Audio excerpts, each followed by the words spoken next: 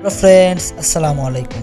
Shirt HBD চ্যানেলে আপনাদের সবাইকে স্বাগতম। আশা করি সবাই ভালো আছেন এবং সুস্থ আছেন।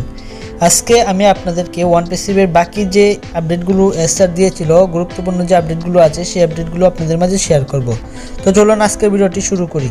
আজকের ভিডিওটি অনেক ইম্পর্ট্যান্ট একটি ভিডিও, তাই সবাই সম্পূর্ণ ভিডিওটি দেখবেন।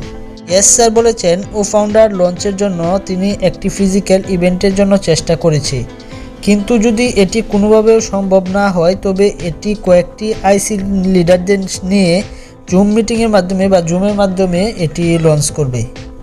পরবর্তীতে যে আপডেটটি সেটি হচ্ছে পেন্ডিং ফাউন্ডার ট্রান্সফার বাটনটি ও ফাউন্ডার্সে থাকবে না। যদি প্রয়োজন না হয় তবে শুধুমাত্র এই অপশনটি ডিলিট করতে হবে। এর মানে হচ্ছে আমরা যে ও ফাউন্ডার্স যখন লঞ্চ করবে তখন ও ফাউন্ডার্সে পেন্ডিং কোনো আইডি থাকবে না, যদি বা পেন্ডিং কোনো আইডির অপশনও থাকবে না সেখানে, এবং পেন্ডিং আইডির যে বাটনটি আছে সেই বাটনটিও সেখানে থাকবে না। পরবর্তীতে যে আপডেটটা সেটা হচ্ছে ফাউন্ডার্সদের ওয়েবসাইটে কমিশনের মোড পরীক্ষা করার সময় প্রতিষ্ঠাতাদের এখানে কিছু বেনিফিট দেওয়া হবে। তো সেই বেনিফিটগুলো কি এটি এসআর ক্লিয়ারভাবে বলেনি, তো বলছে সেখানে কিছু বেনিফিট দেওয়া হবে।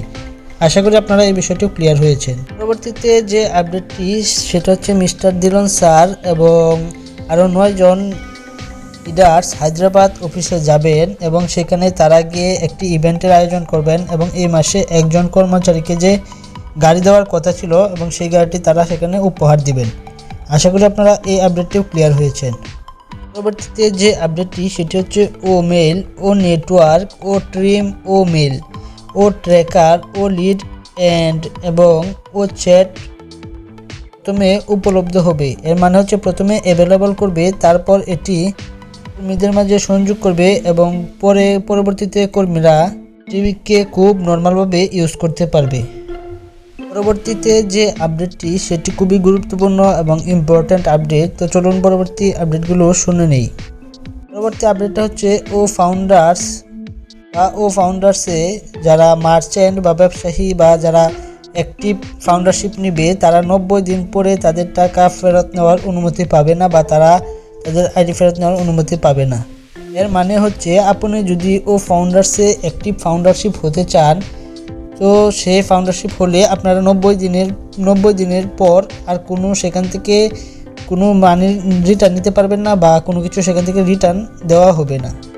মূলত এই কথাটি বোঝানো হয়েছে। ও ফাউন্ডার্সে 90 দিন পর বা 3 মাস পর সেখানে কোনো কিছু আপনার আইডি যদি আপনি আবার রিটার্ন নিতে চান তাহলে সেখান থেকে রিটার্ন দেওয়া হবে না। আপনি একজন ফাউন্ডারশিপ মেম্বারই থাকবেন সারা জীবন। আশা করি আপনারা এই বিষয়টি ক্লিয়ার হয়েছে। অনেকে আমাকে একটি গুরুত্বপূর্ণ প্রশ্ন করেন, সেটি হচ্ছে গো ফাউন্ডার্সের বা ওয়ানপাসিভের কোনো অ্যাপস প্লে স্টোরে আছে কিনা। আমি যতটুকু এ বিষয়ে জানি সেটি হচ্ছে গো ফাউন্ডার্স বা ওয়ানপাসিভের কোনো অ্যাপস প্লে স্টোরে নেই। সুতরাং আপনারা যদি প্লে স্টোরে গিয়ে সার্চ করেন ওয়ানপাসিভ বা গো ফাউন্ডার্স লিখে তাহলে অনেক অ্যাপস আসে।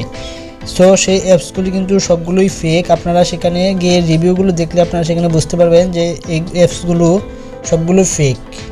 যদি প্লে স্টোরে কোনো অ্যাপস আসে বা কোনো অ্যাপস লঞ্চ হয় তাহলে কিন্তু এসআর সরাসরি ইভেন্টে বা কোনো লাইভে এসআর যদি নাও বলে তাহলে আমাদের এলসি লিডার বা যারা লিডার আছে তারা কিন্তু ইভেন্টে বলে দিবে যে আমরা প্লে স্টোরে এই সফটওয়্যার লঞ্চ করেছি।